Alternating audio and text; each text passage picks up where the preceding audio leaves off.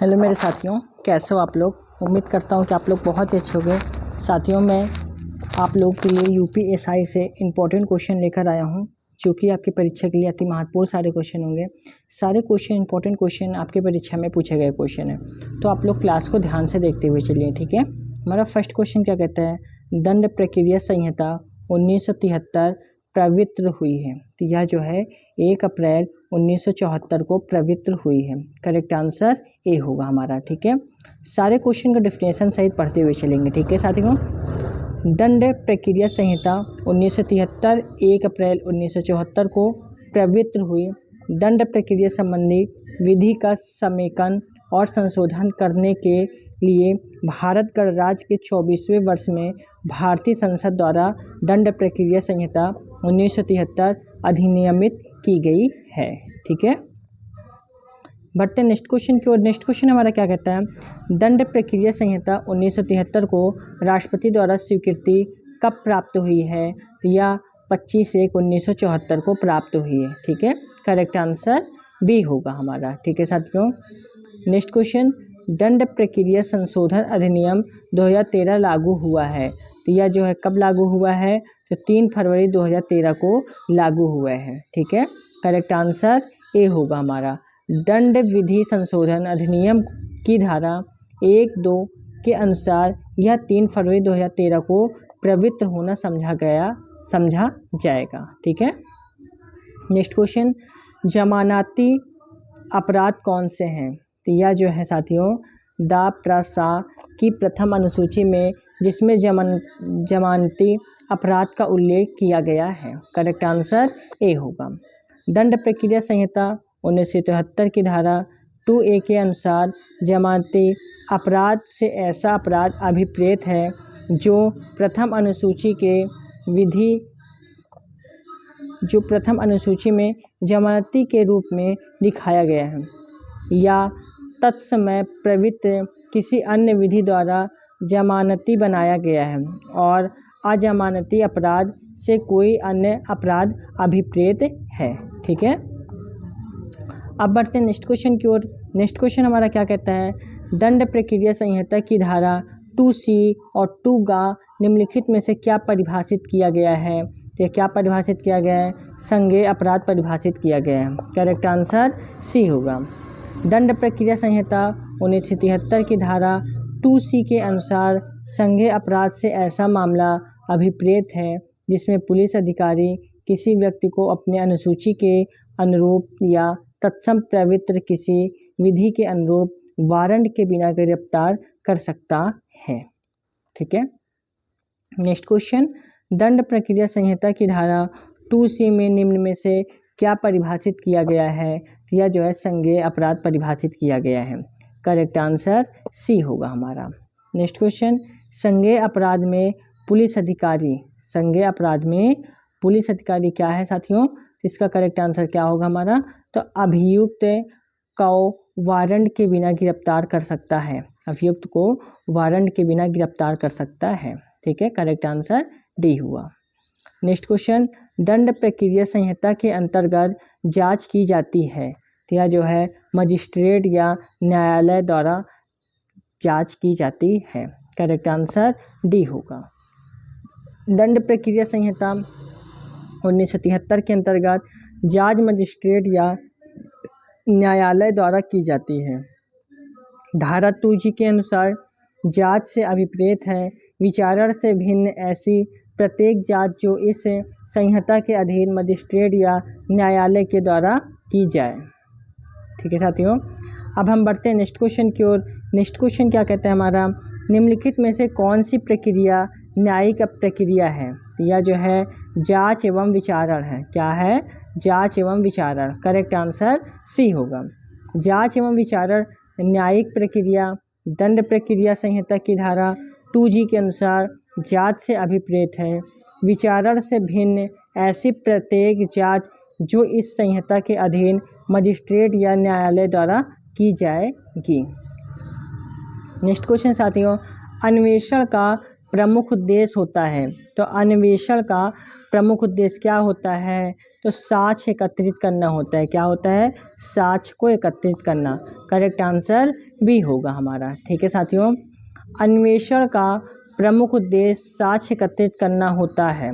दंड प्रक्रिया संहिता 1973 की धारा 2H के अनुसार अन्वेषण के अंतर्गत वे सभी कार्यवाहिका आती हैं जो साक्ष्य एकत्रित करने के लिए किसी पुलिस अधिकारी द्वारा या मजिस्ट्रेट से भिन्न ऐसे किसी व्यक्ति के द्वारा की जाती है जो मजिस्ट्रेट द्वारा इस प्रयोजन हेतु प्राधिकृत किया गया है।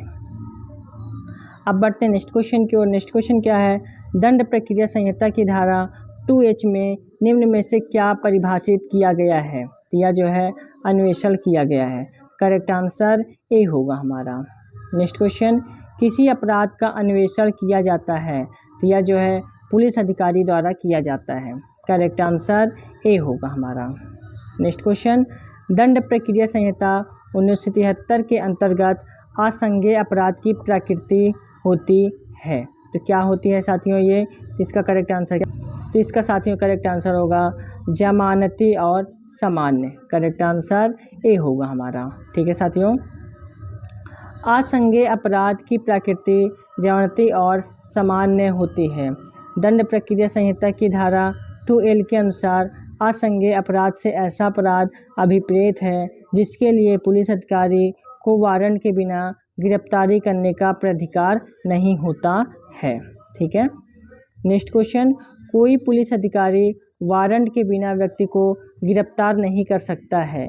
तो यह जो है साथियों असंज्ञेय अपराध से क्या होगा? करेक्ट आंसर डी होगा। नेक्स्ट क्वेश्चन, 2 वर्ष से अधिक अवधि के कारावास से दंडी अपराध का संबंध क्या है? तो इसका है वारंट मामले से। करेक्ट आंसर बी होगा हमारा। दंड प्रक्रिया संहिता 1973 की धारा 2X के अनुसार वारंट मामला से ऐसा मामला अभिप्रेत है जो मृत्यु, आजीवन कारावास या 2 वर्ष से अधिक की अवधि के कारावास से दंडी किसी अपराध से संबंधित है। ठीक है। अब हम बढ़ते हैं नेक्स्ट क्वेश्चन की ओर। नेक्स्ट क्वेश्चन क्या कहता है हमारा?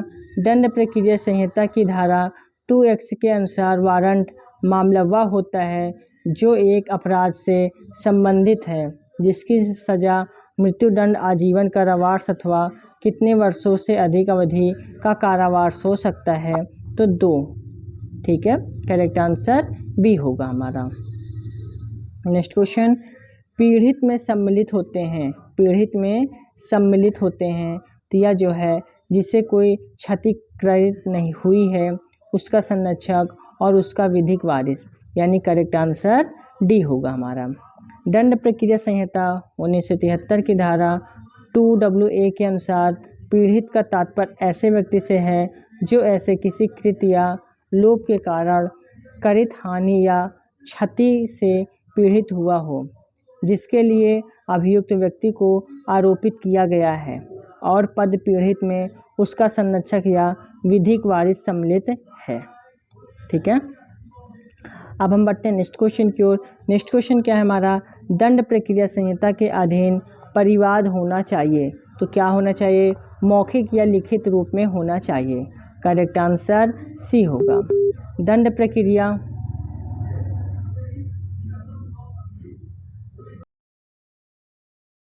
तो साथियों हमारा नेक्स्ट क्वेश्चन क्या कहता है?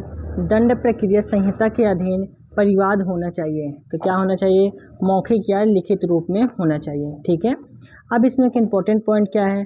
दंड प्रक्रिया संहिता 1973 के अधीन परिवाद मौखिक या लिखित रूप में होना चाहिए। दंड प्रक्रिया संहिता के धारा 2D के अनुसार परिवाद की यह संहिता के अधीन मजिस्ट्रेट द्वारा कार्यवाही किए जाने की दृष्टि से मौखिक या लिखित रूप से उसे किया गया यह अभिकथन अभिप्रेत है कि किसी व्यक्ति ने चाहे वह ज्ञात हो या अज्ञात अपराध किया है किंतु इसके अंतर्गत पुलिस रिपोर्ट नहीं है। ठीक है। अब हम बढ़ते हैं अपने नेक्स्ट क्वेश्चन की ओर। साथियों नेक्स्ट क्वेश्चन हमारा क्या कहता है? पुलिस अधिकारी द्वारा रिपोर्ट भेजी जाती है। पुलिस अधिकारी द्वारा रिपोर्ट भेजी जाती है तो मजिस्ट्रेट को भेजी जाती है। करेक्ट आंसर ए होगा। पुलिस अधिकारी द्वारा रिपोर्ट मजिस्ट्रेट को भेजी जाती है। दंड प्रक्रिया संहिता 1973 की धारा 2R के अनुसार पुलिस रिपोर्ट में पुलिस अधिकारी द्वारा धारा 173 की उपधारा 2 के अधीन मजिस्ट्रेट को भेजी गई रिपोर्ट अभिप्रेत है। ठीक है, अब बढ़ते हम लोग अपने नेक्स्ट क्वेश्चन की ओर। नेक्स्ट क्वेश्चन क्या है? दंड प्रक्रिया संहिता 1973 में संशोधन किया जा सकता है। तो राइट आंसर होगा संसद अथवा किसी राज्य विधानसभा द्वारा। करेक्ट आंसर ए होगा हमारा। दंड प्रक्रिया संहिता 1973 भारतीय संविधान के 7वीं अनुसूची के सम्मति सूची के विषय होने के कारण संसद तथा राज्य विधानमंडल दोनों को विधि बनाने की तथा किसी विद्यमान विधि के संशोधन करने की शक्ति प्राप्त है। ठीक है, अब हम बढ़ते अपने नेक्स्ट क्वेश्चन की ओर। नेक्स्ट क्वेश्चन क्या कहता है हमारा? निम्नलिखित युग्मों में से कौन सा एक सुलिमित नहीं है? तो कौन सा है? जमानती अपराध यानी धारा 2B यह सही सुलिमित नहीं है। पुलिस रिपोर्ट धारा 2R है। संज्ञेय अपराध धारा 2C है। सब कुछ सही है लेकिन सी वाला ऑप्शन गलत है। ठीक है, नेक्स्ट क्वेश्चन क्या है हमारा? निम्न में से सत्य कथन को चुनना है। निम्न में से सत्य कथन हमारा कौन सा होगा? तो हमारा सत्य कथन होगा संज्ञेय अपराध से ऐसा अपराध अभिप्रेत है जिसमें पुलिस अधिकारी बिना वारंट के गिरफ्तारी कर सकता है। बिल्कुल सही। नेक्स्ट, उच्च न्यायालय से अभिप्रेत है किसी राज्य के संबंध में उस राज्य का उच्च न्यायालय। बिल्कुल सही। करेक्ट आंसर सी होगा हमारा। ठीक है, अब इसमें एक इम्पॉर्टेंट पॉइंट क्या है? दंड प्रक्रिया संहिता 1973 की धारा 2C में यह प्रावधान है कि संज्ञेय अपराध में बिना वारंट के गिरफ्तारी हो सकती है। संविधान के अनुच्छेद 214 और दंड प्रक्रिया संहिता की धारा 2E के अनुसार उच्च न्यायालय में किसी राज्य के संबंध में उस राज्य का उच्च न्यायालय, अतः दोनों कथन सही हैं। ठीक है, नेक्स्ट क्वेश्चन, दंड प्रक्रिया संहिता 1973 में कितनी धाराएं हैं? तो इसमें जो है 484 धाराएं हैं। करेक्ट आंसर सी होगा हमारा। और 37 अध्याय हैं, ये भी आप लोगों को ध्यान में रखना है। नेक्स्ट क्वेश्चन क्या कहता है हमारा? दंड प्रक्रिया संहिता 1973 की प्रमुख विशेषता क्या है? तो साथियों, प्रमुख विशेषता है हमारा न्यायपालिका को कार्यपालिका से पृथक करना। करेक्ट आंसर ए होगा हमारा। ठीक है साथियों, अब इसमें एक इम्पॉर्टेंट पॉइंट क्या है हमारा? न्यायपालिका को कार्यपालिका से पृथक करना दंड प्रक्रिया संहिता 1973 की मुख्य विशेषता है। भारतीय संविधान के अध्याय 4 में अनुच्छेद 50 में राज्य के नीति निर्देशक सिद्धांत के अंतर्गत कार्यपालिका और न्यायपालिका को पृथक करने की नीति का उल्लेख किया गया है। इस नीति को कार्यान्वित करने के लिए उद्देश्य से वर्तमान दंडी प्रक्रिया संहिता में 2 प्रकार के न्यायालयों की व्यवस्था की गई है। न्यायिक मजिस्ट्रेट के न्यायालय एवं कार्यपालक मजिस्ट्रेट के न्यायालय। ठीक है, नेक्स्ट क्वेश्चन साथियों, दंड न्यायालयों के वर्ग में सम्मिलित कौन सा नहीं है? तो जिला न्यायालय होगा। करेक्ट आंसर सी होगा हमारा। ठीक है, जिला न्यायालय दंड न्यायालय के वर्ग में सम्मिलित नहीं है। दंड प्रक्रिया संहिता की धारा 6 दंड न्यायालयों के वर्ग से संबंधित है।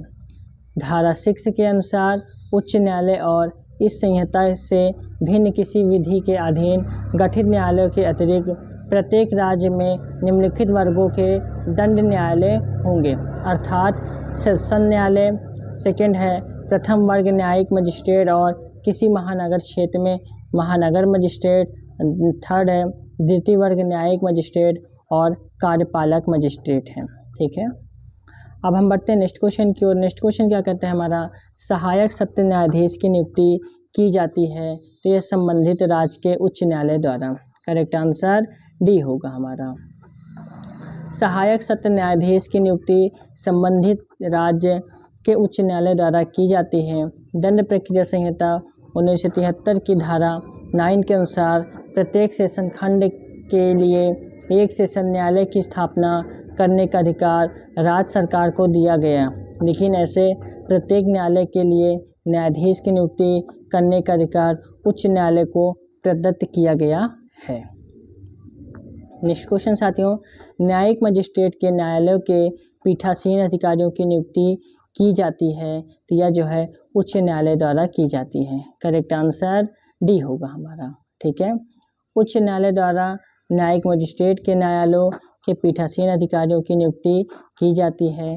दंड प्रक्रिया संहिता 1973 की धारा 11 के अनुसार प्रथम और द्वितीय वर्ग न्यायिक मजिस्ट्रेटों के न्यायालयों की स्थापना एवं ऐसे न्यायालयों के लिए पीठासीन अधिकारियों की नियुक्ति के बारे में व्यवस्था की गई है। न्यायालयों की स्थापना राज्य सरकार द्वारा और पीठासीन अधिकारियों की नियुक्ति उच्च न्यायालय द्वारा की जाएगी। ठीक है साथियों, नेक्स्ट क्वेश्चन हमारा क्या कहता है साथियों, नेक्स्ट क्वेश्चन हमारा क्या कहता है, न्यायिक मजिस्ट्रेट के स्थानीय आधिकारिकता नियंत्रण में है तो यह राइट आंसर क्या होगा, उच्च न्यायालय के और मुख्य न्यायिक मजिस्ट्रेट के। करेक्ट आंसर बी और सी दोनों होंगे। ठीक है साथियों, अब बढ़ते हैं हम लोग अपने नेक्स्ट क्वेश्चन की ओर। नेक्स्ट क्वेश्चन हमारा क्या कहता है, पहले इसमें इंपॉर्टेंट पॉइंट पढ़ते हैं। दंड प्रक्रिया संहिता 1973 की धारा 14 न्यायिक मजिस्ट्रेटों की स्थानीय अधिकता से संबंधित संहिता की धारा 14 के अनुसार मुख्य न्यायिक मजिस्ट्रेट को उच्च न्यायालय के नियंत्रण के अधीन रहते हुए धारा 11 के अंतर्गत नियुक्ति मजिस्ट्रेटों एवं और सेकेंड है धारा 13 के अंतर्गत नियुक्ति विशेष न्यायिक मजिस्ट्रेटों के स्थानीय क्षेत्राधिकार को परिनिश्चित करने का अधिकार दिया गया है।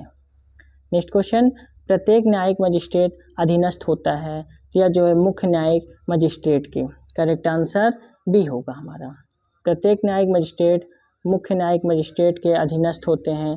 दंड प्रक्रिया संहिता की धारा 15 फर्स्ट के अनुसार प्रत्येक मुख्य न्यायिक मजिस्ट्रेट सेशन न्यायाधीश के अधीनस्थ होगा और प्रत्येक अन्य न्यायिक मजिस्ट्रेट सेक्शन न्यायाधीश के साधारण नियंत्रण के अधीन रहते मुख्य न्यायिक मजिस्ट्रेट के अधीनस्थ होगा। नेक्स्ट क्वेश्चन, अधीनस्थ न्यायिक मजिस्ट्रेट के कार्य के वितरण के विषय में कौन नियम बना सकते हैं या विशेष आदेश दे सकते हैं तो यह है मुख्य न्यायिक मजिस्ट्रेट। करेक्ट आंसर डी होगा। दंड प्रक्रिया संहिता 1973 की धारा 15(2) के अनुसार मुख्य न्यायिक मजिस्ट्रेट अपने अधीनस्थ न्यायिक मजिस्ट्रेटों में कार्य के वितरण के बारे में समय समय पर इस संहिता के सख्त नियम बना सकता है या विशेष आदेश दे सकता है। तो साथियों, ये हमारे 30 क्वेश्चन कंप्लीट हुए और आप लोगों को क्लास कैसी लगी, उम्मीद करता हूँ क्लास आप लोग काफ़ी पसंद आई होगी। तो क्लास को आप लोग एक लाइक करके चैनल को जरूर सब्सक्राइब करके बेल आइकन को जरूर प्रेस करिए ताकि आने वाली हर एक वीडियो की नोटिफिकेशन आप लोगों को आसानी से मिलती रहे। मिलते हैं नेक्स्ट वीडियो पे। जय हिंद।